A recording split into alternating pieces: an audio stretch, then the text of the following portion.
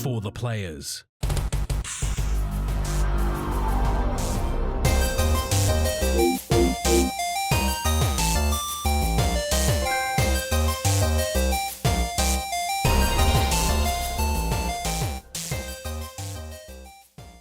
I'm Ryan Betson. I'm Max Cooper. And this is For the Players, the PopCulturists PlayStation Podcast. Over 50 years of playing PlayStation, like 15 years in that game's meeting. But I'd like to thank you for joining us in this PlayStation conversation. This Easter PlayStation conversation happens every Tuesday morning at 8 a.m. on podcast services, including Apple Podcasts and Spotify, and 9 a.m. on those YouTubes. If you'd like to join us in future conversations, you can come and check out our socials: Facebook, Discord, Instagram, X. All of those links can be found in the description below. If you want to join the conversation as it happens, head over to twitch.tv/thepopculturists, where you can watch us record this show live, or you can jump in the chat and become part of the show. If you want to support the show, you can tell your friends, tell your family about this PlayStation Pod. If you are listening to us on podcast services, be sure to give us a 5-star rating and a written review. If you watch us on YouTube, be sure to like, subscribe, and comment below. I endeavor to answer every single comment. And if you want to support us financially, you can at patreon.com/thepopculturists. Now, a fun moment, Max, that the Twitch people got to experience is I always, I go, hey, I press record, and then 18 seconds later, that's when we start chatting. And you finally, after fuck knows how many weeks, months, years even, you're like, why is it 18 seconds? I'm like, because timestamps are lazy and I don't want to do the hard work. And then you went, oh, I guess I assume that's okay? Is this kind of like what your response I got? Because I'm not changing it. That's fine. You do you. Yeah. How are you, dude? I'm glad you don't meticulously rewatch the show to put in like fucking perfectly timestamps. Look, the tens of views that we get, the effort, the amount of effort we put in now is way more than we should. Like, I reckon, actually, no, we're already. I don't want to get less views. Like, I'm not gonna fucking change anything. Just like, I feel like I'm doing too much. It's the exact opposite, really. I probably could do more. Really, I do as what is appropriate, which in itself hinders. I'm sure if there was more effort and we did like shorts and TikToks and shit, probably get like, I don't know, some more views, seeing as we are, the only number one, the only currently ongoing PlayStation podcast made in Australia. That should give us some credibility, but it also just demonstrates our stubbornness, I suppose.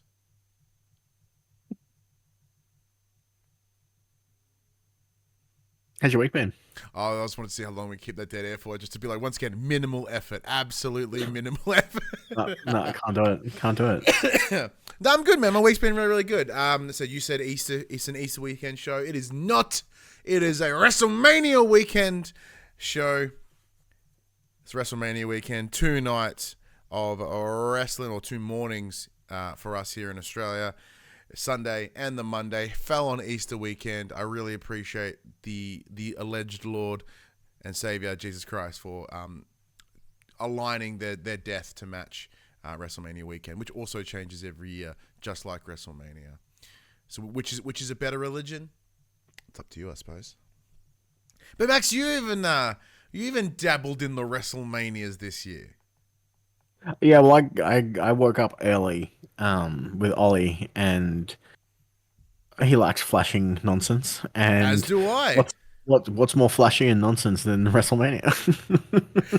Okay, before we jump into that, because I want to hear on it. So Phoebe, she'd just been camping with her family for the weekend. It was like she had lovely, complete sensory declutter. She packs down, drives in the car for 2 hours, pretty chill trip, comes inside, same experience. Walks in the lounge room, I've got my TV lights, the fucking Atmos is like up as, pretty fucking loud, shit's flashing everywhere. She's like, there's a whole lot of stimulus. So I can understand where Ollie's coming from, because she looked pretty knocked in the fucking guts for a hot second.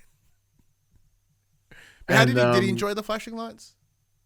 Oh, I don't know. To be honest with you, I was in and out of sleep on the couch. It was just chilling. But he didn't do what he usually does, which is smacks you in the face with the TV remote if he doesn't like what's on the television. So that didn't happen. So, that's good to know. Yeah. Small win. Yeah. But he did make me laugh, though. I mentioned this before we started the recording, but Max not a wrestling fan, right? And that's fine. I am a huge fan. Who would have thought? There's a character by he's an individual by the name of Jey Uso. His current tagline is, main event, Jey Uso. Minor challenge that Max rightly pointed out. He opened the night one. He was the first on, not main event. Now, granted, in the moment, I did not wish to explain to Max that, hey, in the world of wrestling, obviously the main event is the most important spot. But second to that is the opener, right? Because you're setting the scene for the entire show. That seemed like too many. I don't want to have to explain that because Max was. Look, you're also technically correct, and that is the best kind of correct. And I felt bad arguing because I'd be like, that's true, but, and that is dumb because that's what it would have to be. So what were you saying before I was reaffirming your correctness? Oh, just that, you either are or you're not. Yeah, pretty much. Yeah. Also, when did they just randomly walk down the stairs of the stadium? Like, what was that about? Oh, it's something that Jay does. There's a couple of acts that have done it in the past, and the imagery that they're trying to elicit is that they're someone of the people, right? They're this superstar, this godlike individual, but they walk among us. That seems like a great way to get stabbed. That's true. I am sure at some point someone has been jacked up in like an indie show. So they, hey, woo, coming from the crowd, stab. WWE commonly don't stab anyone in the aisles, in the bleachers. In recent years, I could say confidently. I don't know, like the 90s are pretty wild. The Attitude Era was fucked up. Like shit happened. So I watched like maybe, I want to say 5 minutes in and out of sleep. Maybe like 10, 15 minutes. Well, sold you short. Sorry, Max. Look, I didn't see the entire thing. Actually, yeah, no, I did. I went. It was. What was it? I saw some slaps, some kicks, lots of what appeared to be random frog legs in the air, and then all of a sudden, the guy who won was the guy who was clearly pinned on the mat.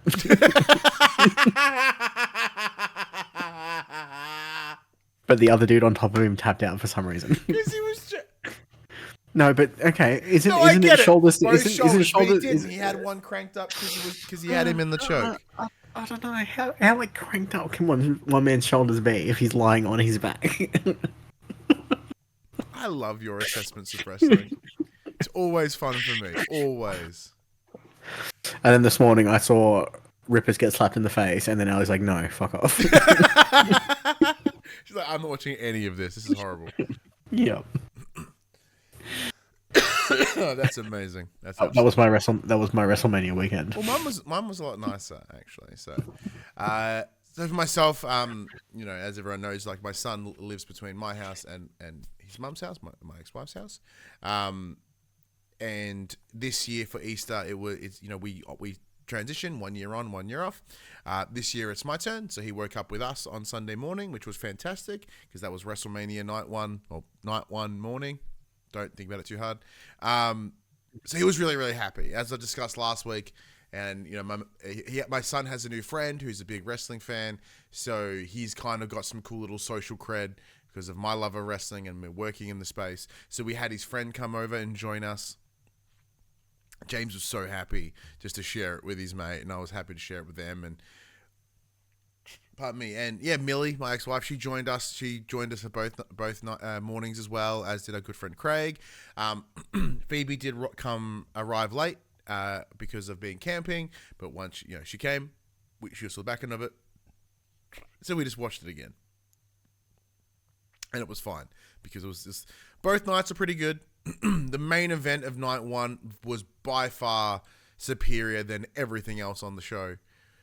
Night two, all of the matches throughout the show were probably better than the main event, which is a challenge because the main event was John Cena versus Cody Rhodes. John Cena won, became the 17th time heavyweight champion, now breaking the record for the most amount of championships ever in a run. In someone's career, I should say, in WWE. And he's a bad guy. So it's really fun now to see what will happen on Raw tomorrow. That'd be exciting. Did he say he was retiring this year? Yes, he's retiring in December. So that's his current angle is that he has won. And has and always will be the real champion, and he will leave with this belt.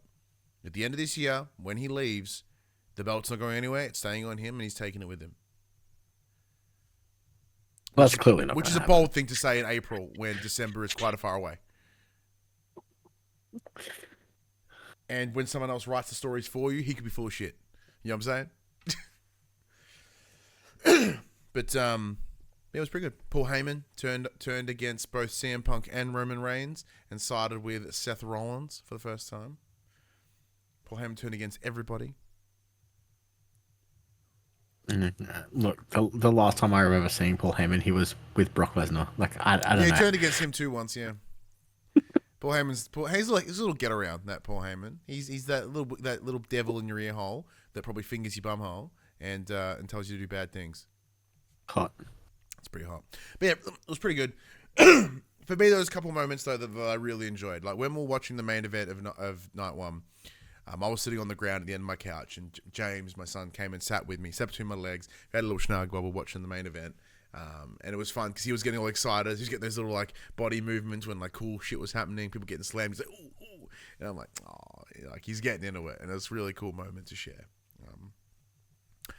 Which it was really, really nice. It's one of those things where I hope that like, 10 years from now, 15 years from now, wherever, he's sitting back and whether he's a wrestling fan or not, he's like, man, I remember, Dad and I used to sit around and watch wrestling together and it was really fun and I enjoyed it. And it was a nice experience. That's what I hope, right?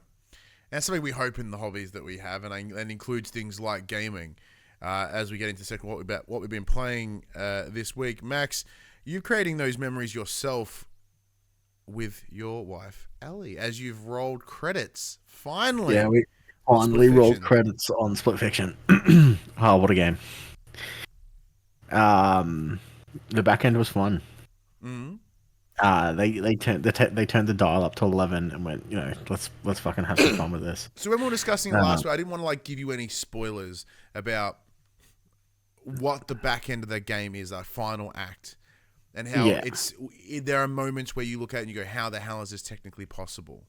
Did you have that same experience? Yep. Yeah. And I was also super. So for most of this game, Ali and I have been playing with Hadley sitting on the couch, backseat gaming. It's been a fucking nightmare. Mm-hmm.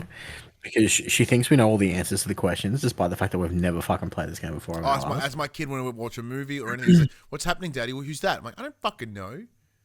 So there's been times where we've gotten really frustrated with her. We're like mid boss fight, and she says the randomest shit and gets us killed. It's like, dude, like we don't fucking know. Can we just finish this section first, then we'll come back and explain to you. So I'm super glad that she was in bed for this whole segment because we've been fucked. Like Ali was tripping balls as it was. So yeah, glad Hadley wasn't around for that. There were some really cool sections in the back end that I don't even know how Ali and I completed them. I saved a 5-minute clip of us doing what I've dubbed the cat dog centipede section. Oh, I got really mad at the game in that section. We'll see. Ali and I realized that momentum's totally a thing, so we just fucking flung ourselves across the maps. And just randomly latched on when we needed to, and then we just fucking zing it straight away. You've got to send me this clip. I need to see this. I don't even know how we actually did it. We just fucking went like full speed. The back end really is where the character development falls in place. Bizarrely. For the longest time, nothing happens with the characters until the very end when you reach that subconscious level. And you kind of learn all their deep, dark secrets. Yeah. The end boss was super generic, which is a shame. It was probably the biggest letdown of the game. But I get where they were coming from with it. Like, it makes sense, but they could have done something. Would it be a commentary, as we discussed last week, would it be a commentary on AI? Isn't it kind of interesting that they've intentionally made it super boring, generic? Yeah. The game's great.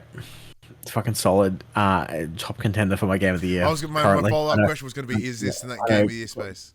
Granted, April. Lots of things to come. But like It Takes Two before it, the way we judge our game of the year is completely arbitrary and completely subjective. How we feel, not just was it a good game? Was it? Did we love it? What was our memory? Like, it's completely our bullshit. And because it was a game that I essentially played with the entire family. Yeah, it's a bit biased, but the game's fucking sweet. Well, that's a very good point. Like, I played most of it with I played all of it with my son, but also most of it with my partner Phoebe. Like, joining us and being part of the experience. So yeah, it was a full family game. Damn. Hard to beat those. Yeah, that's absolutely true. It's exactly like why, in objectively, some of this WrestleMania, not that good. But subjectively, it was awesome. I had, like, everyone that's important to me in one space. Thanks, man. I appreciate that.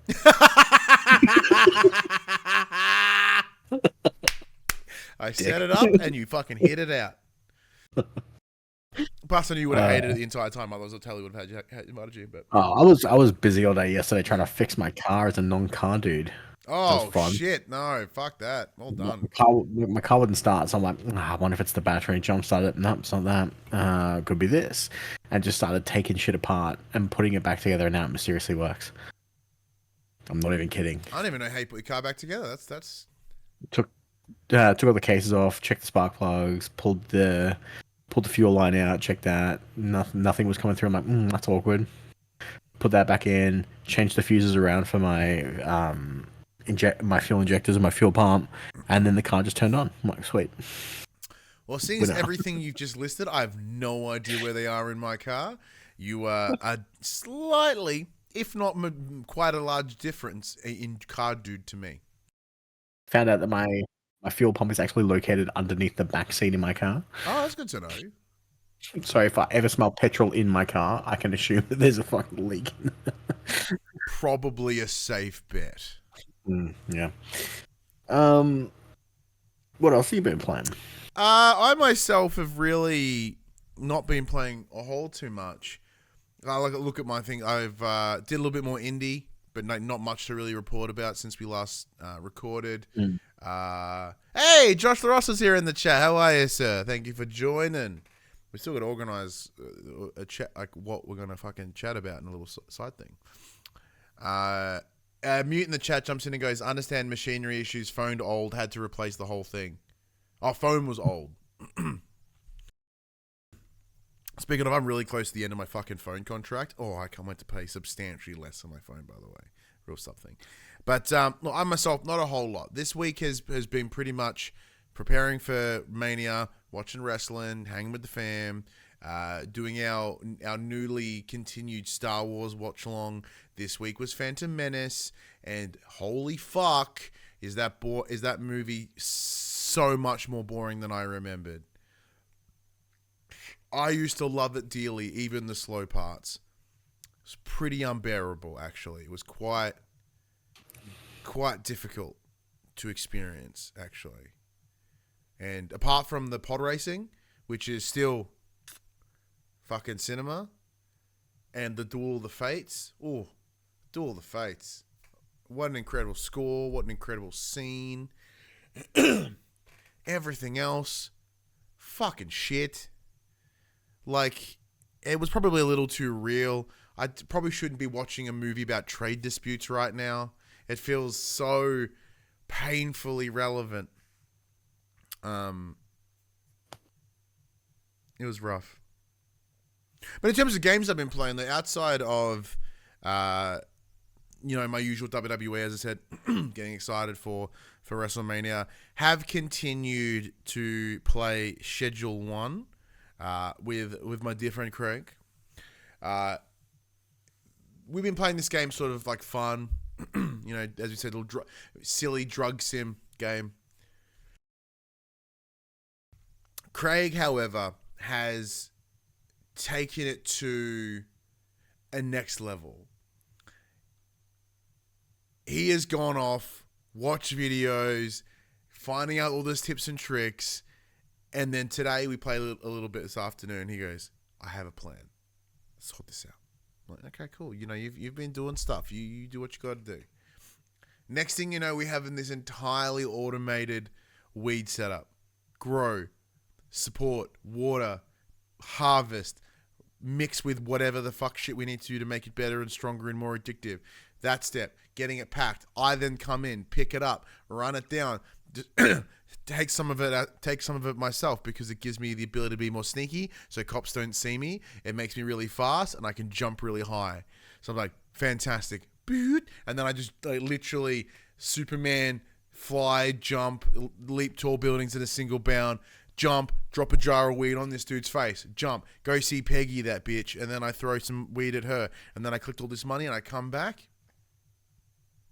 Fantastic gameplay experience. Right now we're saving money to build a meth lab. I'm very excited for that. Now that our weed is being all, automated, it's looking after itself. I want to take that next step up, make ourselves some crystal, make some real money, I presume. This game's fun as fuck, Max. Like, it is essentially, like, especially when it came to the staff management, and because you have to, setting them up to do things is kind of like building an Excel formula. It's, if this, do this. If not, do that. If that's done, then go do this. And so you essentially build like one of those, whatever those fucking yes, no. Mind map? A mind map, kind of. Not the word I'm looking for, but I'll go with mind map. So you have the little branching trees that like follows those, like essentially like protocol. Like a flow chart? Flow chart! That's the word I wanted. Thank you. Like a fucking flow chart. Oh, I could not get that word out of my head. It was in there. But yeah, it builds like a flow chart, which makes it really fun. And then one got confused by a bin, so I had to change some things a little bit. But it is a stack of fun. However, it has been enlisted in some controversy this week. I don't think I discussed it last week. The team behind Drug Dealer Simulator, a series that I love, they are actually suing the single dev of Schedule 1 for like infringement. And I said in my discussion last week, oh, this is like just a reskin version of Drug Dealer Simulator. So clearly there's like, a lot of reason to connect that to. A little bit shitty on their part, just putting it out there. But absolutely valid. Oh, well, but you know what? Yeah, they just have to start patenting shit and be like, we got you. Yeah, but doesn't that kind of go against being a drug? Like, that's a game about doing illegal shit. Oh, you're doing something illegal, me. Does seem counterproductive. Game is very fun though, very very fun. I like it a lot. Other than that, I don't think I've played shit. I downloaded Blueprints, however, but I know you've spent some time with that. I have been playing Blueprints, and what a game. So, essentially, the premise of Blueprints is one of your old rich family members have died and has left everything to you on the provision that you find the 64th room in his 63-room mansion. Okay. So essentially, it is a roguelite puzzle game. You start the day with, I think it's 50 steps. Each time you enter a room, it costs you 1 step. Okay. And you have to build out this mansion. You have a grid that's essentially 3 rows of just fucking massive columns.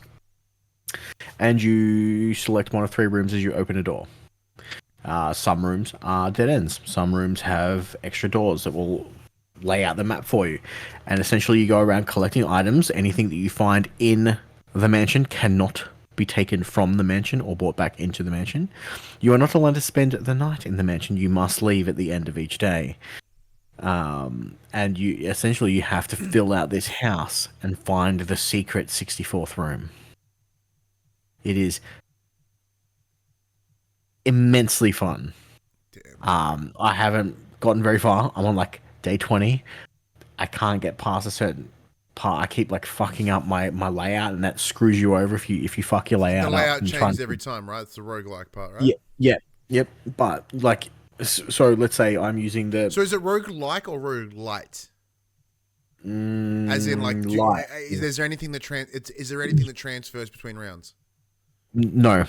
Well, yes and no. So there is a special room called the coat check room where you can store one item, and then if you find the coat check room on the next day, you can then pick that back up and continue your journey with it. There are some Okay. things that I think do Like lightish, yeah. I think that are permanent, but essentially, like for instance, if you put a room that has 4 exits, let's say, but it's against the wall of the thing, you've locked yourself out of a room. Like you've just wasted one of the doors that you could have placed. Mm. So you've got to be mindful of, not blocking other paths that you've already created, not double dipping on some rooms, making sure that you put the dead end rooms where they should be, stuff like that.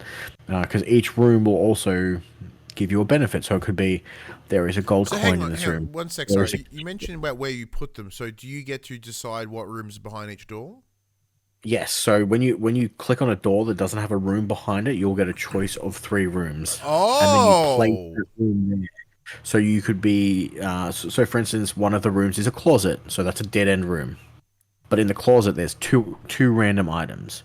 Or it could be a corridor, so it's just a straight through. It's the door you're walking into and the door you can exit through on the other side. It could be a bedroom. The bedrooms give you 10 steps back because you can have a nap, recover some oh energy. shit. Okay. It is like each room tells you what the benefit is before you place it, and then you have to pick the best of the 3 for that location. So there is a correct answer. Like it's not roguelike entirely in that, as in like it's not every room's not random. Like every room is random, but it can still be built in such a way that you will get the correct answer, quote unquote. I guess. But you know what I mean? Like normally, like most games where you hit that level and it's like the next rooms could be whatever the fuck I want it to be. We know in 5 levels it'll be a boss, but up until there it's fucking up to you. Where here it seems like no, there is a right path for this seed, I guess. But you can still fuck with it. Maybe. I've never made it very far. I'm on like day 20 something. It's caught my attention. Because the problem with roguelikes is that they don't have a clearly defined path outside of boss. Well, there's no combat in this. This is just a puzzle game. This just feels like, even though the run is different every time, quote unquote, there is still an answer. Well, I mean, maybe because that would imply that there's some runs that are just doomed to fail because you're not going to get the same 3 rooms as your first pick each time. That's what I'm saying. Like that makes RNG fucking brutal. Yeah. But it could be fun. Mm. It does make you pretty powerless though over the mansion, which I think, and depending once again, I'm not knowing the premise of the game outside of what you've explained to me.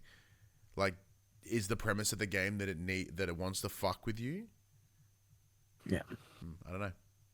Sorry, I know I've absolutely focusing on the wrong part, but that just interestingly caught my attention. It is really fun. Shit, that does sound like really fucking fun. Damn it. It'd be good. You could also totally play it as a team. Like if you got a group of people, you could sit down and be like, "Hey, what room do you think we could do next?" Coming from a group of people who played fucking Balatro as a team, like I think you could easily do this. We've done that. We absolutely did that. It was fucking fun. You could easily or much more easily do this. Like, hey, which room should we put next? Like, and thought process it out with other people. God damn it. Damn it. I like that a lot, actually. I like that a lot. And then you got to remember each time you backtrack through a door, because you can obviously go through the rooms that you've already seen. That's one step you've taken, and you only get 50 steps for a day. So each time you suboptimally place and route things, and you have to go back and backtrack through old rooms, that's costing you resources that you can't use to move forwards. And obviously, and so you only ever every run it's only ever 50. No give, no apart from unless you have an item within your closet. Unless you well, there's some items that I've come across. Is like every other step doesn't count. But like if you get like the guest bedroom, for instance, is a room. It's a dead end room, but it gives you 10 steps back Instead of like and 5. Yeah, but it gives it to you each time you enter that room.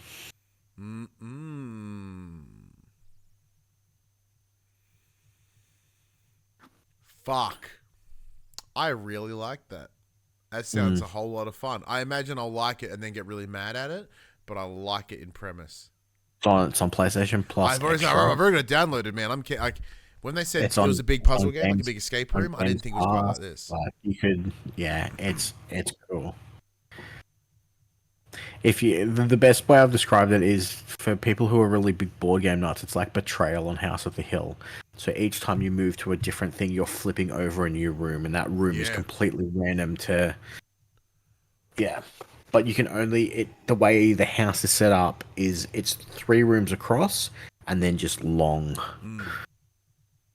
Like a big long manor, as you said. But the rooms will orient themselves to fit properly. So like, if you go through the first door, so in the first room, it's always a door to your left, door straight, door to the right. If you put a door to the left and you get a closet, it's not going to face the wrong way. It's going to face the correct. It's going to have the correct orientation, so you can move through. Okay, all right. But some rooms will be like an L-shaped corridor, and then you could just, if you L-shape the corridor, you could block off your left path if you're going through the middle. So you have to be mindful of what rooms you pick, so you don't cut off your own pathway through the house. I think it's a little Tetrisy as well. Yeah, and if you do that, the doors are just boarded up in that room, and you just can't get through because you've blocked them with a different room. Ooh, I think I might fuck with that game when we're finished recording. Yeah, do it. That sounds a whole lot of fun. Yeah, it's good. Shit, and like I said, Phoebe's way smarter than me, so this could help. That's not hard. That's not hard. That's what I'm saying. That's why I said way smarter, because she's like smarter. As a group game, like it would be really fun. It'd be sick in VR too. Not gonna lie. Well, I've not played anything else. That's all I've pretty much played. I started playing It Takes Two with Hadley today. Oh, how'd that go? We are already up to the B section, and I think this is when we're going to come to like a grinding halt. Oh, because it's going to hit difficulty real intensely? Well, she has to twin stick because it's a shooter now. Oh, yeah. It's when you're in the tree, right? Yeah. So, we beat the hammer, we beat the vacuum cleaner, we beat the toolbox, now we're in the tree, and now it's going to get hard because she's got to aim, shoot, look, jump, dash. And it's getting a bit intense for her. Oof. That's cool, though. I'm glad you're playing it together, though. That's good. Yeah, she's been watching YouTube videos for like weeks. So she was explaining to me how to beat the vacuum cleaner like I didn't know how to do it already. She's like, let's do this. I'm like, okay, I'll follow your lead. You do it. You tell me what to do. Yeah, James does that with me constantly when we play things. I'm like, mate, I fucking finished this game 4 years ago. Shut your face. But I'll let you tell me because you're excited. You get to feel like you're smarter than Dad for a minute, and that's a pretty powerful thing when you're a kid. Yeah. But anyway, let's get to the section where we call Inform the Players. We tell you about what happened this week in PlayStation. It's a fairly light week this week, but let's talk some rumors. As you may have heard, rumor has it that Sony is working on 2 new pieces of hardware. The inevitable PlayStation 6 and a new portable platform capable of natively playing your PlayStation 5 library. While the latter certainly sounds pie in the sky at first, it's actually a story with some credibility. Various well-connected individuals, including Insider Gaming's Tom Henderson and even Digital Foundry themselves, have all mentioned they've heard similar things. Writing on a forum, NeoGAF, hardware snoopster Kepler L2, who was among the first to mention the development of the handheld, has said that the device is powerful enough to run PlayStation 5 games, just, quote, not at the same resolution or frame rate, mainly due to the lower memory bandwidth. Sony's obviously had a lot of success with the PlayStation Portal, which has seemingly emboldened its decision to make a new handheld console. Thoughts, prayers? Look. Do we need a PSP in 2027? Yes. In terms of a portable device, absolutely. In the world of the Switch, essentially solidified that it was okay to make bigger handhelds again. With, there was a time where everything was getting smaller. we had like the 3DS became 3DS, the 3DS Lite, and I think the new 3DS was big chunky boy, I guess. But like even the the Vita iteration 1 to 2 smaller. Like handheld was all about being smaller. Well, to be fair, Nintendo went the other way. They did 3DS, then went and did the 3DS XL. Yeah, They extra larged but there. but the screen was the same resolution. Like it was kind of just the exact. It's a 3DS, but just made bigger, right? Hmm.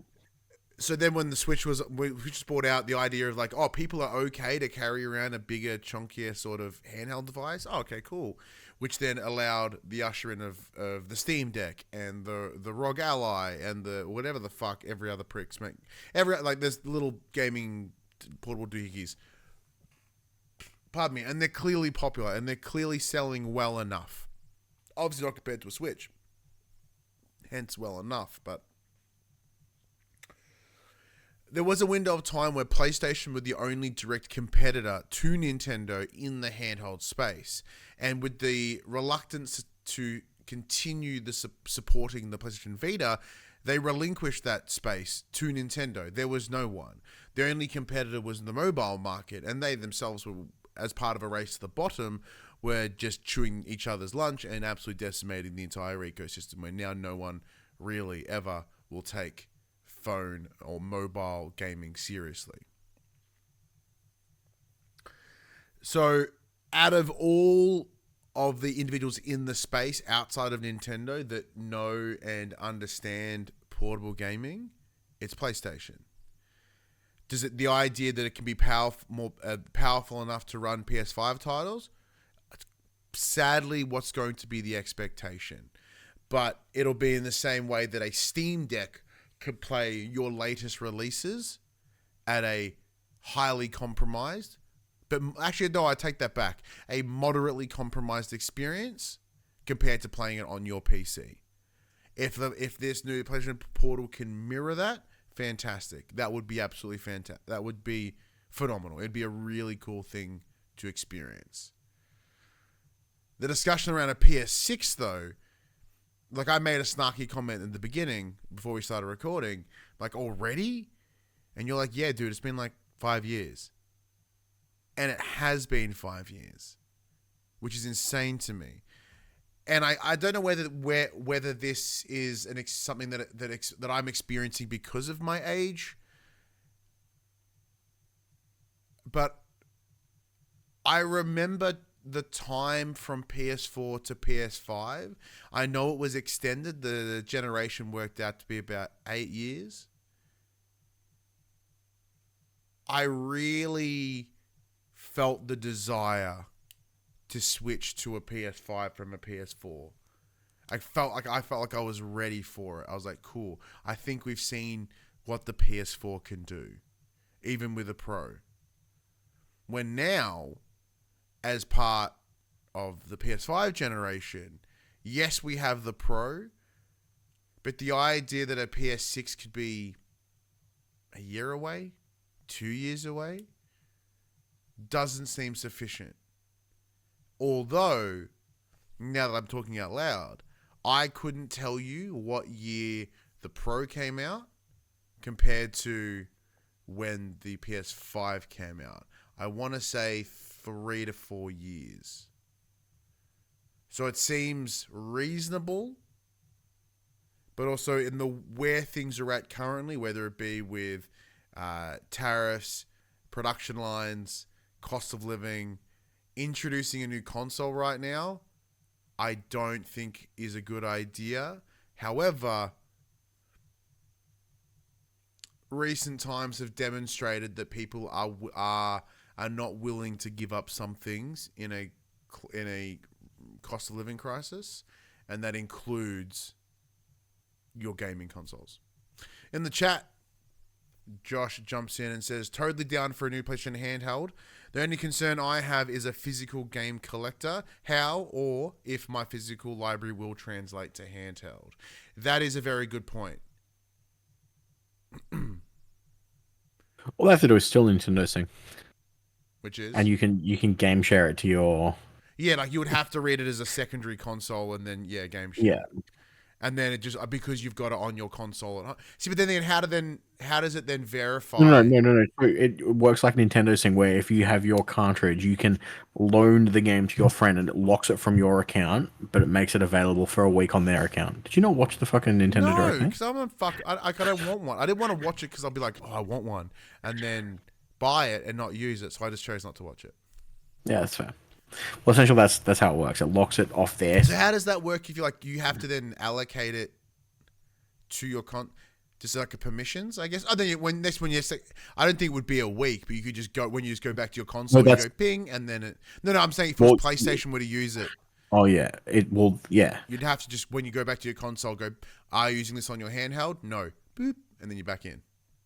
But that is an absolutely good thing to consider. See, because I'm coming at this now. We've been very lucky. We've been doing this long enough that I haven't bought a physical game in fuck knows how long. So we're very lucky that we have access to pretty much any game code we'll ever need. Sometimes we're like, it's not easy. And then if it is, I'll just buy it digitally. I have good internet. I can't be bothered with discs and shit. I don't need that physical clutter in my life because I have physical clutter in other ways. Like the wall behind me and all the other shit I have in this house. So I'm immediately looking at this from a highly digital user. So Josh brings up a very, very good point. Because you're in the same boat. You're pretty digital at this point too. Yeah, I've got the odd disc here and there, but yeah, I'm primarily digital. I've been primarily digital for a long time though. Me too, though. Me too. Like once I got MBN, I was like, fuck all this disc-based shit. Josh also adds in the chat, the only way I can see Sony doing it is similar is to a portal. The disc will need to be in the PS5 for verification. Now, that's what I originally was thinking. However, if this then it's shit because you've just got a streaming device again and not exactly, then it's not an actual portable handheld device. And then negates the whole point. The only thing you could do then would be put a disc drive in it. Yeah, put a disc drive in it and suddenly it becomes a Walkman. And fucking Walkmans were trash. Like, it was a cool concept at the time, but like, what was that anti-skip bullshit on your Walkman that never worked? It's like, oh, you could skateboard with this. No, you couldn't. If you breathe too heavy, that fucking thing would skip. And look, we saw what happened with the PSP, right? What kind of bullshit they had to do to make that, like, you know, not flash medium, you know? Mute asks in the chat, which is a very good question about digitals. You're not afraid of games getting delisted or disappeared in your library? I'm going to point out that most game discs these days don't even have the full game on it anyway. Yeah. If the game's delisted, in theory, you wouldn't be able to download the rest of the files and not play it anyway.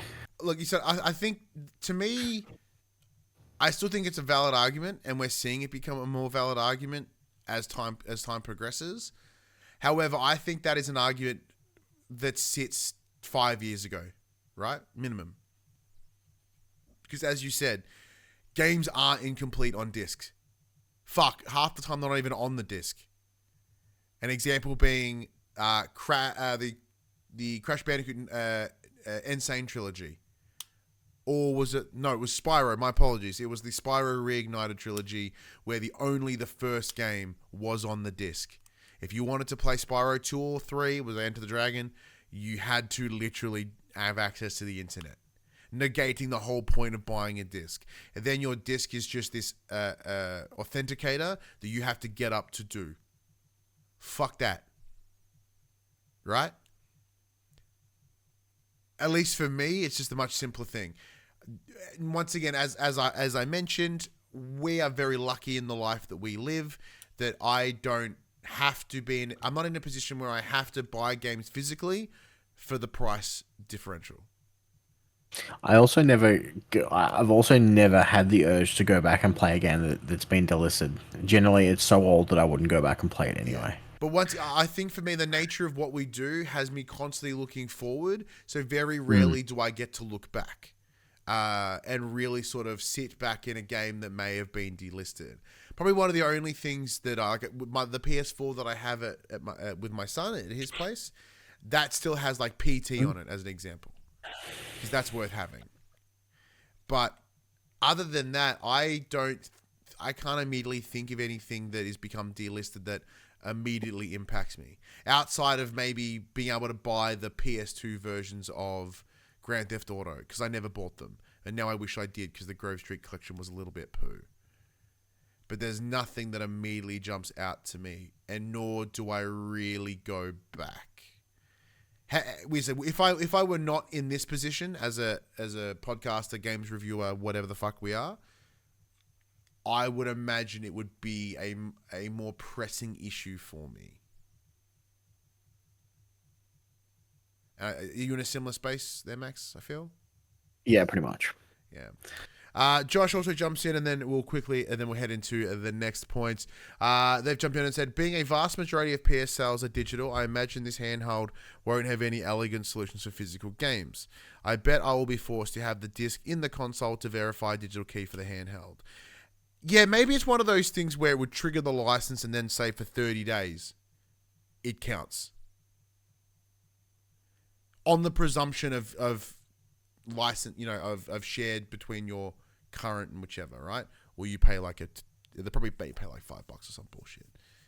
I'm trying to think. Yeah. Well, in theory, you would log in using the same PSN ID. Absolutely. It would be linked regardless. Yeah. But you know what I mean? Like, how an example, like your work password. Every 30 days you got to reset it. If you work in an office, you don't. You're fine. Same thing. Every 30 days it goes, hey, you need to ping these physical versions of your games. Like, oh, okay. Boop. That could work. You got to come in and plug it into the PlayStation, let it kiss for a second. And yeah, just go. Or maybe it's got to be it's got to be in proximity of your PlayStation. Like when it identifies it's on the same IP address, it goes ping, and it's all good again. Yeah. Who knows? Maybe that. Let's get into the next bit of news. Max, this is Bungie-related stuff. Bungie's a busy studio these days, isn't it? Having just handed us a full reveal of Marathon, the developer is now looking ahead to a bigger Destiny 2 event that's happening next month. We don't have much information to go on right at this moment, but we do know that the ongoing shooter's next expansion is called The Edge of Fate, and it'll be the centerpiece of the game's immediate future. The digital event, which will also cover, quote, upcoming content for the next year, end quote, of Destiny 2 takes place in just a few weeks on the 6th of May. It's fair to say that Destiny 2 is very difficult to keep up with if you're not already embedded within its ecosystem. It's easy to forget that the original release dropped in 2017, and between numerous expansions and countless updates since, the game's grown to be incredibly dense. Max, I thought Destiny 2 was fucking done. Yeah, me too. They had this 10-year plan. They kind of, at the back end of that story, they kind of like, hey, the light and dark saga's finished. We're going to keep milking this cow, which is fine. As long as the Avengers formula, you know what I'm saying? As long as it's not shit. Which sadly is this previous season has been a fucking banger. An absolute banger. If they can keep doing this kind of stuff, they'll be fine. At least it looks better than Marathon. Whoa! In my opinion, Marathon looks horrible. Do you mean like by design choice or gameplay? Gameplay looks fun. Bungie know how to make a good shooter. I guarantee their extraction shooter is going to play great. It's probably going to feel really good. It might be a little fucking floaty, being, the guys behind Halo and Destiny. But that color scheme is atrocious. The white and all that. It looks good in still images. I don't know how it's going to look in motion because I've not watched the trailer. But like all the still art, like there's that one of that dude dead in what looks like the milk, and he's bleeding blue. That looks fucking sick in a single shot. I just don't know if we need another extraction shooter. Well, I don't think there's been one of prominence in quite a while. So Tarkov's still around. Probably a reason for that. Yep. We lost DBZ, DMZ. Sorry, DMZ. Yeah. But apparently that's coming back this year or next year. This year, whenever the fucking next Call of Duty is, and that immediately got me all boned up. But I guess Division. The Division. Yeah, but that's in the Battle Royale, really. But there's a lot of PV. There's a lot more of the stuff you can take between runs compared to say Fortnite or whatever. So yeah, it's got a lot of influence from that space, which is also why I enjoyed it a lot more than Fortnite. But yeah, I like they tried. What was that Tom Clancy's one? Well, there was the Black Zone in fucking Division 2. The Division 2 had their thing. Dark Zone, whatever the fuck it was. Yeah. What was that one that you myself and Padge played? Extinction. No, wasn't that yellow colors? Wasn't that a fucking? And that's not Resident Evil. That was Tom Clancy. Yeah, it might have been Extinction. I thought you said DBZ trade fists for guns. That would be fun. Rainbow Six, not Tom Clancy. It was Rainbow Six. It was Rainbow Six Extraction or Extinction. Yeah. Yeah, something like that. This is the beauty of a live chat. Otherwise, I would have just called that game something else for the rest of this conversation. Yeah, right. Rainbow Six Extraction. So they were pretty much on the nose exactly what that was. And sadly, that did not hang about. I played it with you. I don't think that was an extract. I don't think that was an extraction. It was exactly an extraction shooter. It's the whole fucking name of it. The idea of it was meant to be Siege without shooting other folks. No, weren't you? The extraction was you were saving targets from biohazard. No, you weren't extracting weapons to do the next run. You were just sure it was. No, the whole point of it was to get shit. No, I disagree. Maybe not that repeated loop, but I swear there was. But also, why am I arguing? Because guess what, Max? I don't fucking care. Would I play Marathon? I'll check it out. Is it going to be my new Married 2 game? Nope. Would it be your Married game? Probably not. No. But I don't think that's a lack of interest because personally I prefer PvE experiences or even the extraction experience. I enjoy a lot more than complete PvP because I don't have the time to actively get better at a game, which is, I know, such a fucking weird sentence. But the time that's required, you're extracting alien samples or people. You weren't extracting gear for the next run. There was an extraction, but you were extracting. Well, then fuck that game off the list, which doesn't help it at all. Which only solidifies why it likely didn't do very well. Yeah. Again, I think the gameplay and the gunplay will feel great. For all its faults, as a shooter, Destiny is one of the best. But, yeah. It's also a 3v3v3v3v3v3ve. I hate these teams of 3 nonsense. I don't know why 3. I assume so you can't, you can't split the team? I have more than 2 friends, okay? I don't. And then trying to get them together at the same time? I need doubles. Yeah. Doubles only.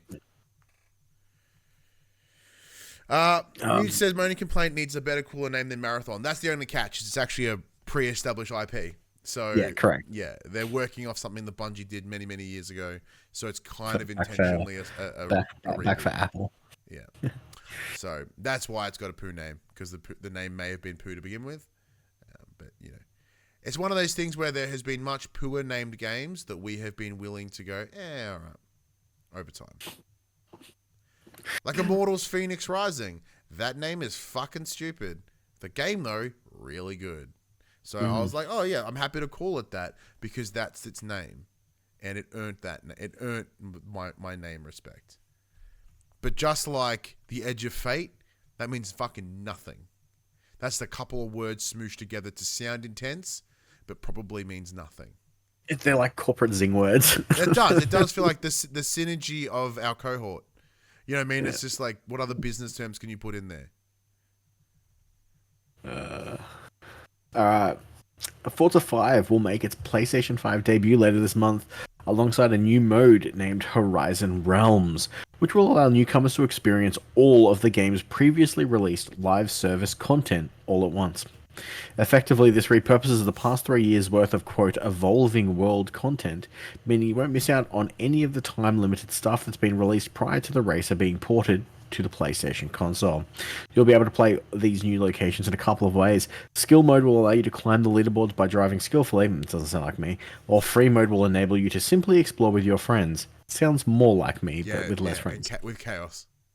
With less friends, more chaos. Oh, I'm so keen for this to come to our console. Yeah, and it is one of those things. I was having a discussion with Millie the other day because she's currently playing Starfield, but through xCloud on her Xbox Series S. No, 1S. Sorry, 1S. I'm like, how the fuck is this running Starfield? Because it's streaming the whole time. Like, that's still kind of insane.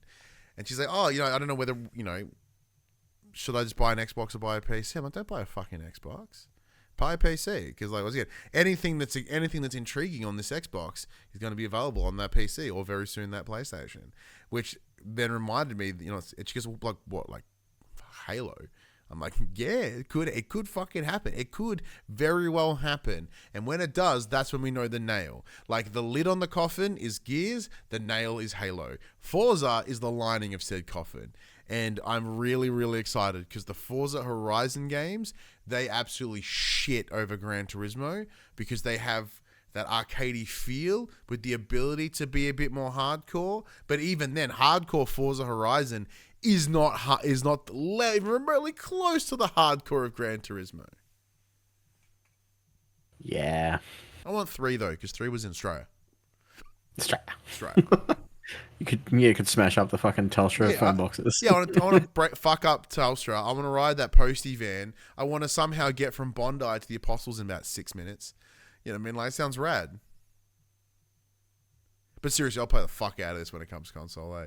Mm-hmm. Also, I totally forgot. Like, it's happened, and I was excited, and then I forgot. Age of Empires is out now. It just happened. I know we talked about it happening, but it happened. Like, RTSs don't belong on fucking console. I know, and I have Age of Empires on my computer. I could probably play it and have a better time on my computer. But the novelty of it being on my PlayStation Max is not, it plays a very huge role in my impulse here. Yeah. But look, having all of, the things that were delivered over a time makes sense, just hard dumping it. So, also hot. Secondly, if you do happen to pick up Forza Horizon 5, like, you are going to be able to play it for a quite substantial amount of time. And that's a pretty cool thing on day one. Because I presume it's going to be the full 100 and some bullshit. Excuse me while I take down some timestamps. QUICKBITS! Star Wars Zero Company is coming. It is XCOM meets Star Wars and is coming to your PS4 next year. I mean, clearly that is a time. Are you sure about that? The fucking PlayStation 4 generation still gone. Fuck off. PS5 in 2026. Also, not the only Star Wars bit of announcement this week. We got some footage and some information around upcoming DLC for Star Wars Outlaws, and we all collectively went, oh man, that game was getting fucking DLC. That's what I said. I showed you and you went, oh my god, and said exactly the same thing. No, that's not what happened. I went, oi, it fucking came with a season pass, you piece of shit. We all knew it was coming with fucking DLC. That doesn't benefit my story, Max. They charged $180 for this motherfucker. It's clearly getting more content. Yeah. But who needs new content, Max, when you can get a pretty awesome game Shadow Drop? So the Elder Scrolls 4 Oblivion remaster I hope this comes. I'm going to play it so fucking bad.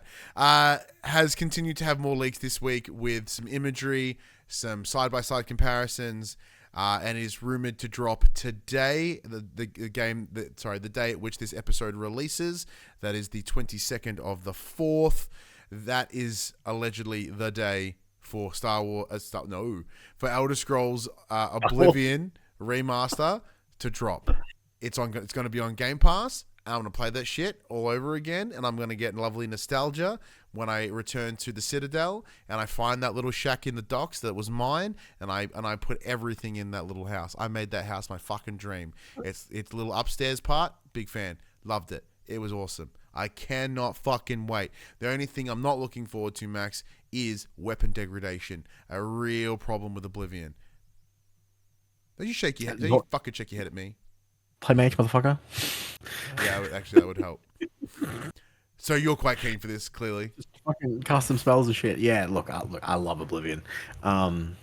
It wasn't my first foray into Elder Scrolls games, It was my first. but like I distinctively remember picking Argonian so I could just get water breathing straight away, and I'd just be like, I'm in the town now. Suck a big one, and I'd just swim through the sewers. I remember jumping up the mountain to level up my fucking acrobatics so I couldn't take fall damage. I was just, yeah, so for myself, I played a Dark Elf. It's one of the first times, I said, it was my first experience with the Elder Scrolls. And I picked it because they looked cool and I liked their stats. Turns out they were immune to pretty fire resistant. And with the whole game being about Oblivion and you going through the gates of hell, I had a distinct advantage that I was not ready for. It worked out really well for me.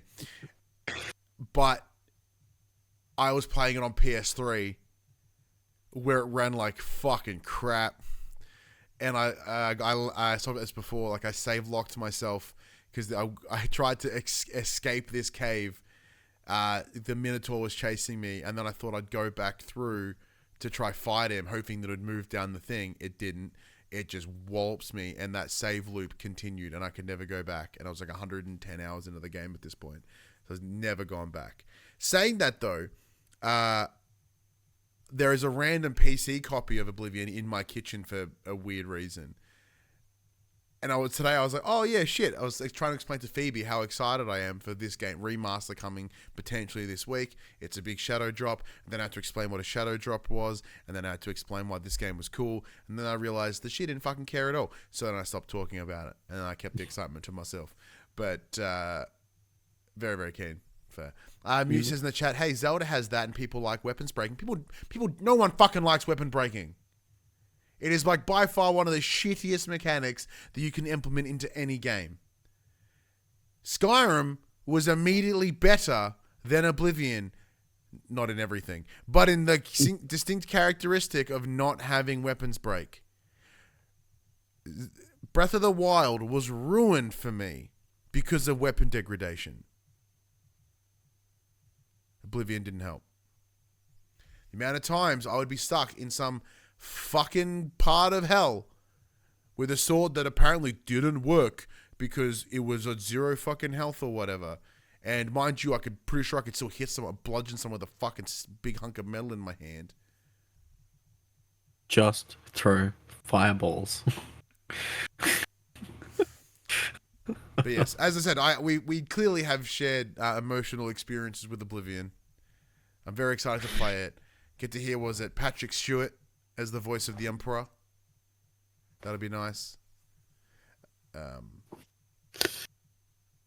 Oh, cool. Mute's with me. Is just fucking with me, you bastard. And finally, Remedy will be showcasing its upcoming game, FBC Firebreak, in a live stream on the 24th of April. I totally forgot about this game. I saw an image the other day. I was like, FBC Firebreak, that sounds really familiar. I wonder what the fuck that was.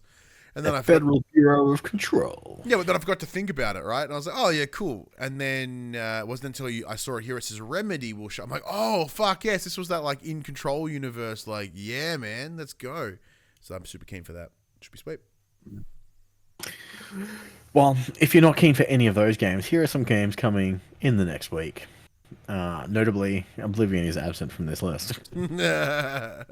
Coming out tomorrow is Steel Seed, coming to PlayStation 5. My name of my sex tape. The 23rd of April, we have Hexus, PS5, PS4, Once Upon a Puppet, PS5. That was too easy. I chose not to jump on that one. And Thunderfolk, PS5. The 24th of April, we have Amazon, The Explorer's Legacy, PS5. Fatal Fury, City of the Wolves, PS5, PS4. Oh, also, might I add, key sponsor to WrestleMania, Fatal Fury, City of the Wolves. In the center of the fucking WrestleMania ring was the logo for Fatal Fury. The opening match had Jey Uso come out to some guy on a fucking DJ playing bullshit Fatal Fury music. And then, I was going to say, should I put it in the quick bits that fucking Drew McIntyre was Doomslayer? Oh, yeah, on night 2, Drew McIntyre comes out dressed as the Doomslayer and was fucking sick. Which Uh, this clearly demonstrates my bias towards Fatal Fury compared to Doom. On the 24th of April, we also have Logiat Grimoire coming to PS4, a Nano Apostle PS5, PS4, Super Techno's World PS5, PS4, and Claire Obscure Expedition 33 PS5. That one you're all super stoked on. Oh, I preloaded it just before the show. I'm ready. Comes out in 3 days. Woo. Well, actually, it's like 2 days, 18 hours at this point, but whatever. Who's counting? Who's counting? And on the 25th of April, we have Days Gone Remastered, which I totally forgot about. Sorry, Mute in the chat goes, was it the DJ who's a playable character? Yes, it was the DJ who's a playable character, which made no fucking sense. We have Economics, PS5, PS4, Lost Ruins, PS5, and Two Strikes, PS5, PS4. Days Gone Remastered, I forgot was a thing, but every time I see it on Twitter, because I follow the community manager for Ben's studio, I go, oh yeah, and then I forget again, and then just like right now, it's like, hey, Days Gone Remastered, I'm like, yeah, and then I forgot again. So very keen for Days Gone Remastered. Obviously, Claire Obscure is your biggie. Oh yeah. Very nice. Very nice. Well, that does bring us to the end of the show. Big thank you to everyone for joining us as always. I mentioned it before. Time is the most finite thing we have in this world, and for whatever reason, you have chose to spend a big hunk of that with us. Ideally, hopefully, every week, if not, even just for right now. I appreciate it. We're big fans.